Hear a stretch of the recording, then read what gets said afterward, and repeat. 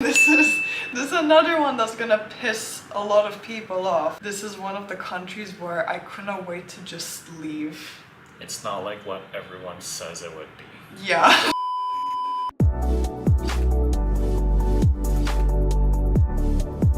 Welcome back to the channel. Today we're officially leaving Laos, but we're not going to Vietnam because this one has to wait for his visa still. But we are going to Thailand, and the reason we're going to Bangkok specifically till we get his visa is because, well, first off, it's so much more cheaper. Second of all, the money is just much more valuable over there than it is here. That's why we're cutting our stay short here in Laos as well. And the check-in counters is right behind us, and this is international airport, and so far it looks like the domestic airport. It's so small, but I'm curious to see what the other side is gonna look like. So let's go. Made it past security check and immigration, just waiting for RJ, and there he is.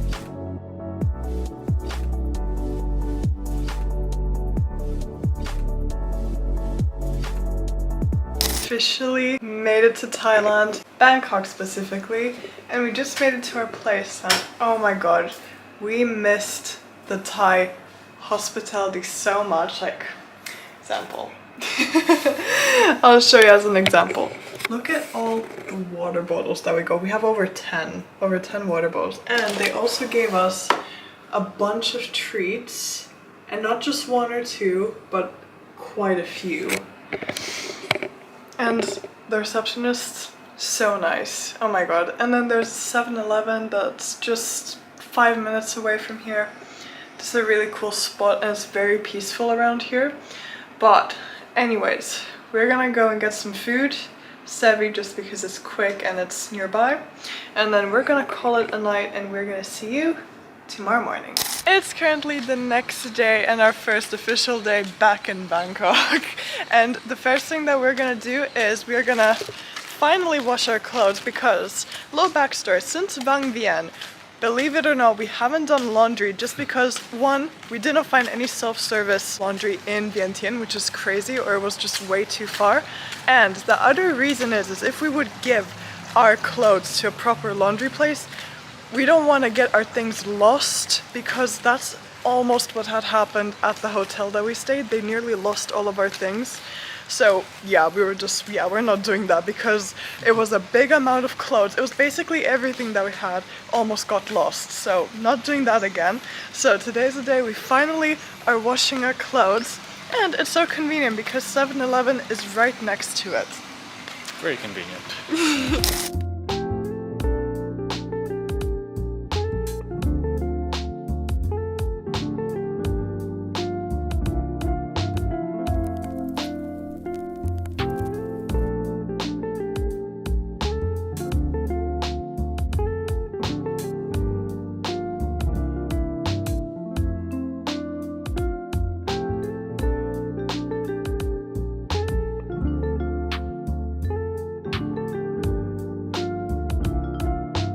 We're currently back in Bangkok, and we're doing a little sit-down video now because we want to discuss and tell you our opinions, our feedback about Laos. We have written a few things down based on our experience, what we thought was a little bit odd or just not like most other countries in Asia. So yeah, let's get right to it.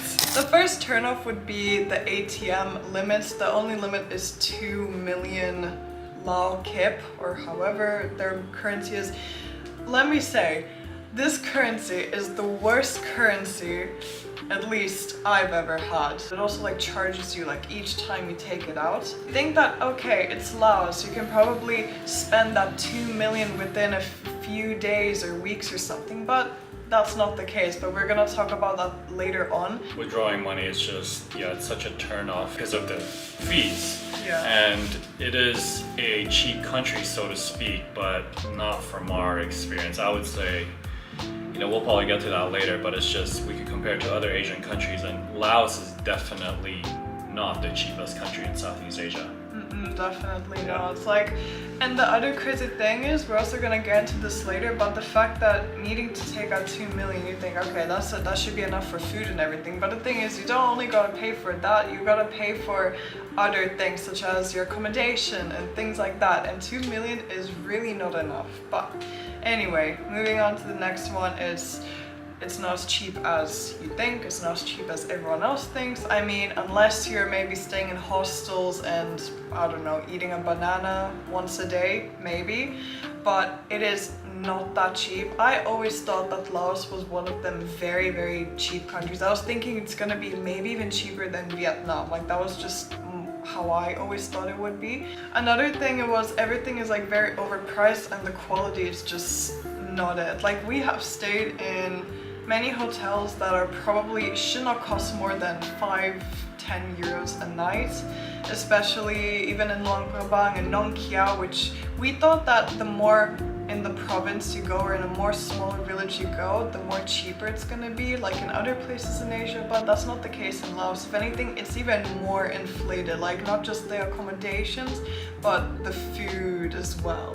Another one which was really, really strange was there are even scams in hotels. The thing with Laos is that they accept US dollars widely anywhere, right? Yeah. But if you were gonna pay in their own currency, Lao Kip currency, Yeah. they're gonna charge you more for paying in their own notes, which is really insane because it's, so for example, on booking, let's say it's, I don't know, $20 or something. So if you were to convert that to Lao Kip, if you want to pay in Lao Kip, they're gonna add a little bit of something on top of it. Their rates are just completely different, and then I've even heard of some where they pocketed it.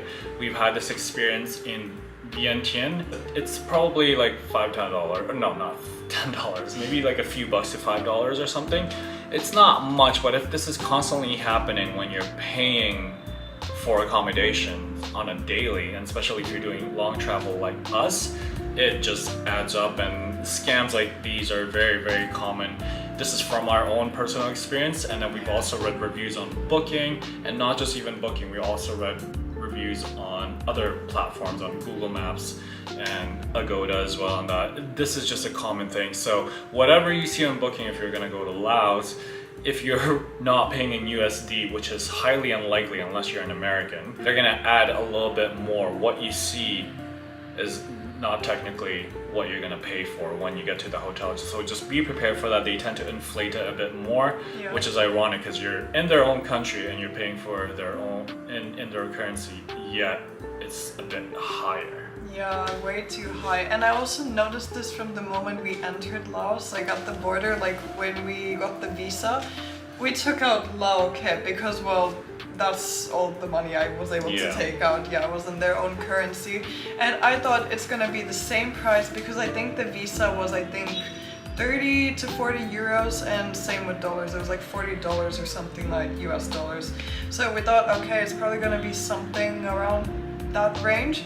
But it turns out that that was a bad idea because it ended up costing us much more. I don't know exactly how much it was, but probably like 10 more euros or so. It was just a lot more, which is really crazy to think. I mean, it's like, what's the point in like taking out this crazy currency? And the fact, I already don't like the currency just because all the millions and hundreds, it's just, oh, it was just so annoying. The other thing is, this might piss some people off, but yeah, we did not really see the culture over there, and we went purposely to them small villages, but we have mainly witnessed village activities instead, so we did not really get to see the culture. And yeah, There just isn't, and people are gonna say we went to touristy places like Luang Prabang, Vientiane.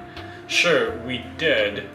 But I mean, if you even consider other Southeast Asian countries, and yes, we're comparing harshly, Yeah. but Thailand, Vietnam, Cambodia, their roots, culture is still instilled in these touristy areas. That's why we go to these places. But Laos just seems to be lost.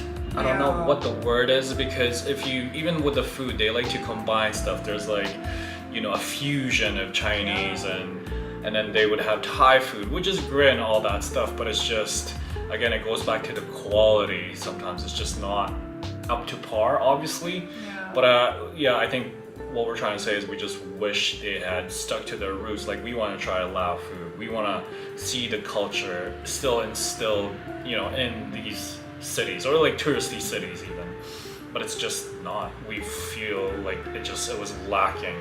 Yeah, heavily. I felt that too, and it's crazy because I'm comparing it also now to Bali example, because Bali is like overfilled with tourists, but I still feel like even the culture is still there. So I was like maybe expecting, okay, it might be like that in Laos, but I was thinking it would be more highlighted, just because I always thought that the tourism is not too over the top in Laos. But yeah, we just did not really seem to find it really. Yeah. Okay, this is another one that's gonna piss a lot of people off. Shed some light into, you know, what it actually is, because a lot of YouTubers are saying Laos is this, Laos is great, because they don't want to get cancelled or whatever the term is nowadays. But we're just gonna share our experience. Yeah, and okay, so I'm just gonna say it.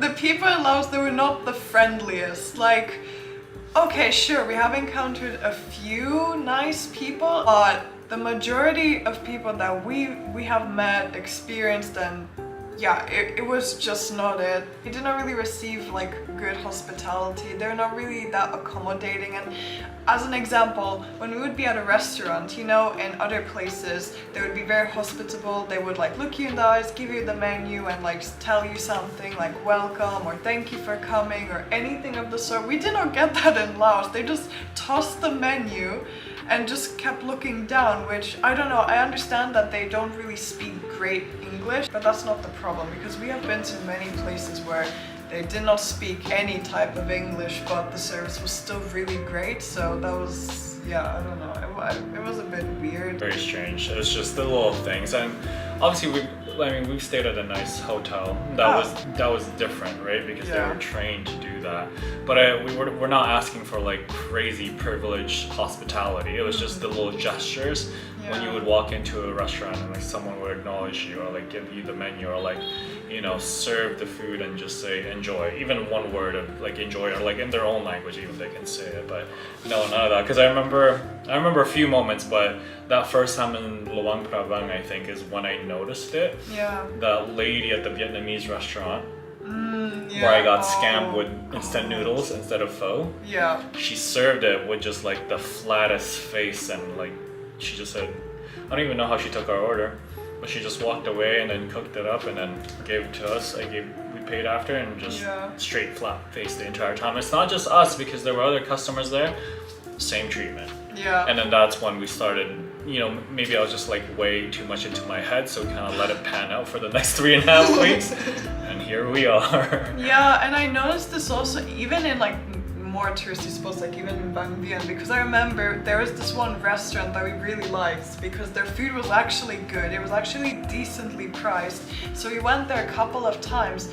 But then there was that time where they did not even acknowledge us at all. Like, we had to wait like for them to take order for like over 20. We were there for 10 to 15 over. Yeah, 20 minutes or so, which I know it doesn't sound like a big deal, but it's just strange. And we weren't seated on the corner, by the way. We were seated right at the front, right in front of the receptionist, actually, or not the receptionist, the cashier, where we paid.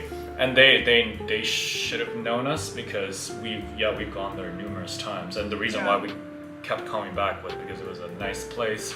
But this one time where we went, I told Jasmina, I'm like, let's get up, I'm not gonna eat here. Got up and everyone looked at us as if like they seen a ghost. But it's just, we walked out of there and just found another place, and we got served within 2 minutes. The next place. That's true. That's just our experience. I don't know, you can comment down below in the comments if you had a different experience. If so, that's great.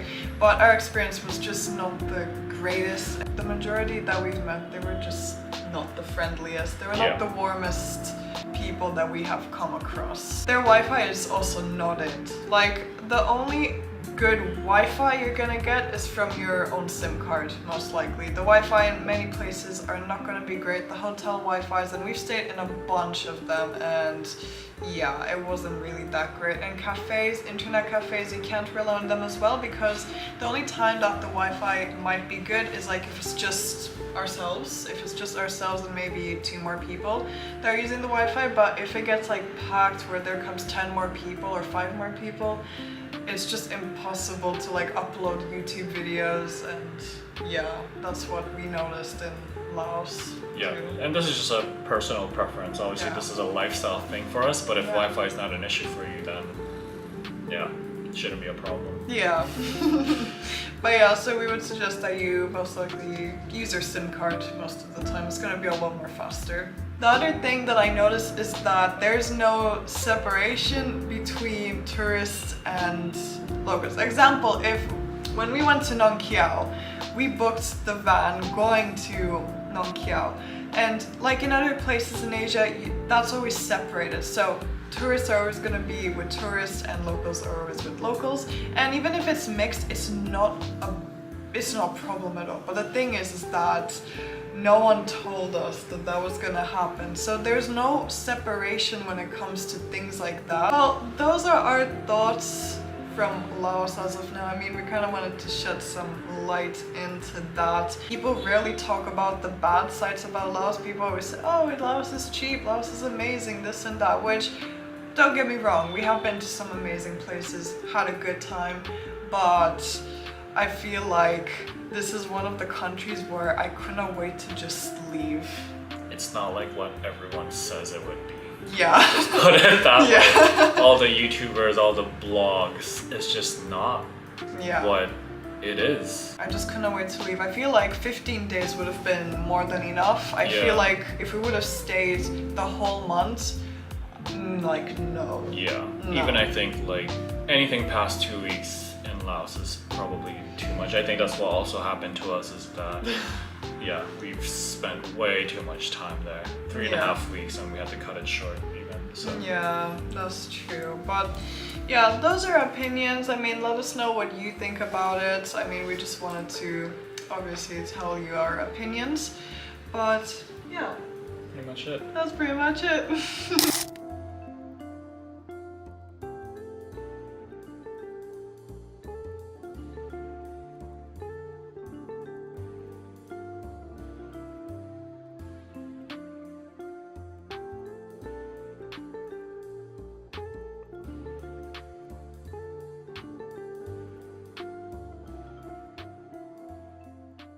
We finished our workout at that gym and oh my god, it was so freaking packed, and there were only locals, which is not a bad thing. I don't mind that. It's the fact that it was just extremely packed. Anyways, we finished at the gym. We also got sevi for snacks just because. And now we're probably gonna head back to our place just because, like, obviously we want to shower and get ready for the day. And today is going to be not crazy eventful, but we will be going to a mall and we will most likely be doing groceries too. So a pretty chill day here in Bangkok. So cute. Yeah. We always have to stop every time Jasmina, or every time we see cats on the streets. We just have to stop. Later in the day, RJ and I decided to go to the mall and get some food and as well as to do some groceries. We found this one really good food spot. I can't remember the name of it, but it was so good and so cheap, which the total ended up being only €4.60 for the both of us. Okay, we were walking by and I don't know anything about this store first and foremost, and Jasmina got so hyped about this store. To me, it's just a makeup store. It's called Kiko Milano. No. Let's go inside. This is one of Europe's best makeup brands. Best makeup brands? The pigment is just amazing and the price for it is so good. So it's affordable, good quality products is what you're saying. Very good, like high quality stuff, like really, really good. Like all of my makeup is basically this. Oh, really? Almost all of it. You didn't tell me that. You learn something new every day, I guess. Yeah. But I used all of it. This one and a bunch of different eyeshadows. This is like the best. The best. And in Europe, if you're in Europe, this is even better because they give loads of different sales. So it's like buy two, get two for free. Or three for free even. I got that many times. Fair enough. Yeah.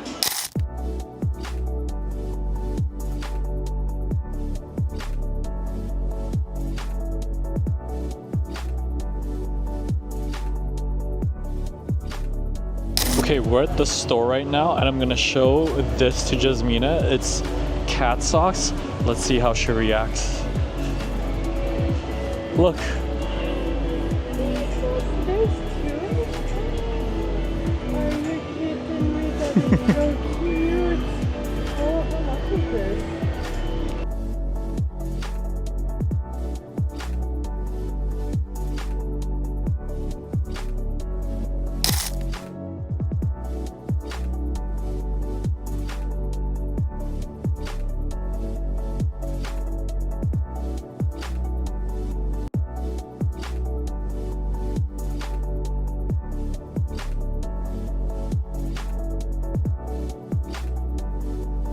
Fast forwarding to the next day, we decided to hit up Lumpini Park.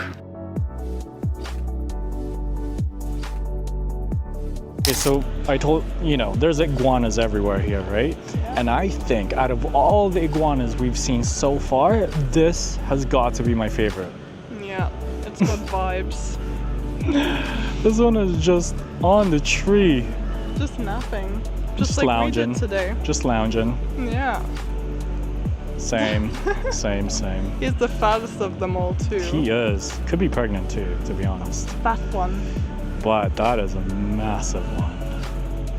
We stayed at the park for a few more hours, relaxing and writing our goals for the upcoming week before heading back home.